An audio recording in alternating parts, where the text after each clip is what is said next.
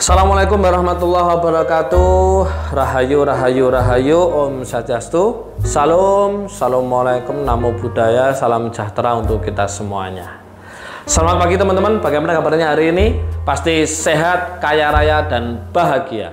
Oke teman-teman, selalu mindsetkan, selalu ucapkan kata-kata yang positif-positif ya, positif-positif. Supaya apa? Supaya bahwa yang namanya hidup kita itu terbentuk dari kata-kata. Karena al-kalamu nisfud doa. Oke.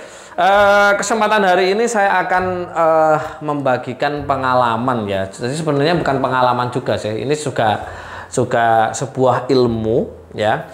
Ilmu untuk hidup. Jadi saya membahas ilmu tentang kehidupan saja ya teman-teman. Nggak usah ilmu yang kesaktian. Hari ini ilmu kesaktian itu hanya diperoleh kalau uangnya banyak, kita sakti kan gitu kan. Ya oke. Oke teman-teman, mungkin teman-teman di dalam hidupnya menginginkan sesuatu ya. Jadi ingin A, ingin B, ingin C kan gitu kan. Ingin hidup enak, ingin berhidup berkelimpahan, ingin hidup sehat, bla bla bla bla bla bla bla. Ya. Jadi untuk mewujudkannya itu bagaimana kan gitu kan. Selama ini coba digarisbawahi, selama hidupnya teman-teman masih menginginkan ya, masih ada kata ingin. Jadi keinginan itu tidak akan terwujud, bahkan sulit terwujud, bahkan bisa juga terdelet gitu loh. Makanya yang hari ini yang perlu dipahami adalah bagaimana mewujudkan semua keinginan kita dengan cara tidak menginginkannya. Gimana caranya? Ayo. Caranya sangat mudah. Caranya sangat mudah, tinggal menerapkan ilmu yang namanya cipta rasa karsa. Kalau di dalam Jawa disebut cipto rasa karso. Nah, gitu kan? Jadi segala sesuatu hilangkan. Pengen mobil A, mobil mewah, rumah mewah, pengen omset besar dan lain-lain, itu hilangkan karena itu masuk pada kata nafsu kan. Apalagi ditambah dengan cara ambisi kan gitu kan. Ada ambisi untuk mewujudkan A, B, E dan C gitu kan. Nah, itu membuat yang namanya keinginan kita sulit terwujud, bahkan juga tidak terjadi. Nah, di situ kita harus menerapkan cipta rasa karsa. Lah ini sudah dijelaskan di dalam kitab suci juga. Kalau teman-teman pernah membaca di kitab suci Al-Quran ya, surat Yasin ayat 82 kan, innama amruhu idza arada syai'an ayyakula lahu kun fayakun. Di situ jelas ya, innama sesungguhnya manusia atau barang, amruhu perintahkanlah dirimu kan gitu kan, idza arada ketika menginginkan syai'an sesuatu, ayyakula maka ucapkan, lahu keinginanmu, kun jadikan. Nah, di sini harus dipahami kata kun fayakun itu bukan satu rangkaian, satu kepemilikan milik Tuhan. Bukan seperti apa yang diungkapkan oleh para pemuka agama itu, katanya mohon maaf, katanya mereka bilang seperti ini, yang penting kita berikhtiar, yang penting kita berdoa, yang penting kita berusaha. Kalau Tuhan sudah kun fayakun, mohon maaf, pasti terjadi kan gitu. Nggak seperti itu.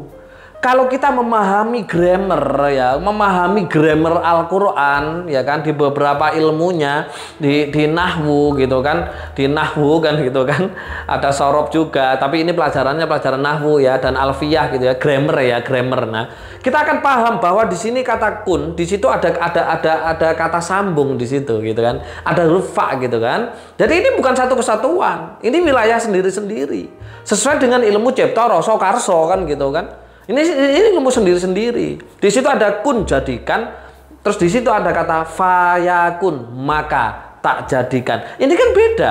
Ini ayat ini menjawab bahwa Tuhan sesuai dengan prasangka hambanya. Dan ayat ini juga menjawab bahwa ternyata Tuhan menciptakan otak dasar atau otak kecil atau otak alam bawah sadar. Nah, bagaimana Kita menginginkan sesuatu cepat terwujud, hilangkan kata keinginannya, hilangkan rasa inginnya. Itu rasa inginnya itu harus dibuang. Nah, semua cita-citanya itu dimasukkan ke dalam otak alam bawah sadar ini, teman-teman. Mau mobil, masukkan plek. Mau rumah mewah, masukkan plek. Mau usahanya, target omsetnya terjadi, masukkan plek, kan gitu kan. Nah, ini bahwa yang sudah saya jelaskan di kemarin, ya, bahwa takdir itu bisa dilihat dengan melihat diri kita, kan gitu kan. Selama teman-teman kembali kepada diri sendiri, selama teman-teman mau kembali kepada ruhnya, selama teman-teman mau kembali kepada hatinya, semuanya ada di sini. Solusi, ketenangan, kedamaian, kebahagiaan ada semuanya di sini. Pertanyaannya teman-teman tidak pede gitu loh. Tidak pede, akhirnya apa yang terjadi? Yang terjadi akhirnya mencari solusi ke sana, ke sini, ke B dan C. Nah, ini sudah saya ajarkan teman-teman. Di dalam RKBE sudah saya ajarkan bagaimana mewujudkan, menyelesaikan masalah, mewujudkan cita-cita dengan cara tidak ingin, tapi dengan cara olah rasa. Jadi kalau teman-teman mau mewujudkan segala sesuatu keinginannya, tinggal memasukkan saja file, gitu kan? Masukkan file di program ulang otak alam bawah sadarnya. Makanya tadi jawabannya apa? Ayyakula lahu kun. Kalau sudah teman-teman ayyakula lahu kun, kalau benar-benar di situ benar-benar ada energinya, ada partikelnya, Tuhan akan menjawab fa yakun, maka tak jadikan. Ini sesuai dengan ilmu spiritual, yaitu cipta rasa karsa. Anda menciptakan dulu. Setelah Anda menciptakan, Anda rasa, merasakan, seolah-olah terjadi, kan gitu kan. Setelah Anda mengucapkan, merasakan, baru dijawab oleh Tuhan, dikarsakan, terjadi gitu. Jadi mulai sekarang teman-teman, kalau mau menginginkan segala sesuatu, hilangkan keinginannya. Itu cepat terjadi. Karena keinginan yang diambil-ambil keinginan. Nah, misalkan nih, mau jam. Anda kasih kata keinginan, aku ingin jam. Kan gitu kan. Selama masih ada kata inginnya, ini sulit terwujud, bahkan bisa tidak terwujud. Tapi apa? Hilangkan kata inginnya, tinggal jamnya saja, masukkan ke alam bawah sadar, plek. Nah, di program ulang di RKBE sudah saya ajarkan. Silahkan teman-teman, nanti saya ajarkan bagaimana kata-katanya, bagaimana merasakan, bagaimana semuanya saya ajarkan di RKBE untuk mewujudkan semua cita-citanya. Bahkan masalah pun untuk teman-teman yang apa namanya punya masalah, selesaikan lewat apa yang namanya yaitu cipta rasa karsa atau lewat ayyakula lahu kun fayakun. Jadi seperti itu teman-teman. Jadi mudah atau sebenarnya hidup itu sebenarnya mudah gitu loh. Cuman teman-teman kurang paham saja, teman-teman cuman nggak tahu saja, nggak tahu hidup. Maka guru saya dulu pernah berpesan, wong urip iku kudu ngerti uripe. Lek wong urip kok gak ngerti uripe, koyok mayit urip. Akhirnya apa? Kayak zombie. Hidupnya itu kelihatannya hidup, tapi apa? Menyesali masa lalu dan mengkhawatirkan masa depan. Nah, ketika orang sudah menjadi zombie seperti itu, dia sulit merasa bersyukur. Orang yang tidak pernah bersyukur, hidupnya pasti susah, banyak masalah.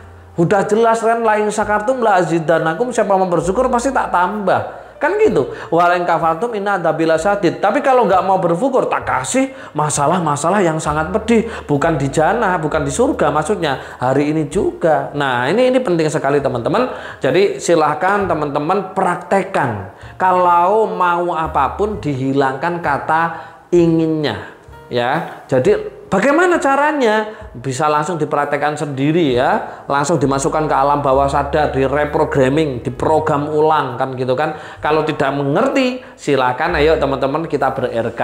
Jadi bisa mendaftar di tempat-tempat yang terdekat dari rumahnya teman-teman. Kalau jauh gimana Mas? Ya harus berjuang untuk mendapatkan keinginannya. Begitu teman-teman. Oke, itu sedikit sharing dari saya bahwa hidup itu ternyata mudah sekali. Yang sulit adalah pikirannya gitu kan. Ya, jika ada salah mohon dimaafkan, kebenaran hak milik Tuhan semesta alam. Saya akhiri akhirul kalam. Assalamualaikum warahmatullahi wabarakatuh. Rahayu, rahayu, rahayu. Om santi, santi, santi. Om salam. Assalamualaikum, namo buddhaya, salam sejahtera untuk kita semuanya.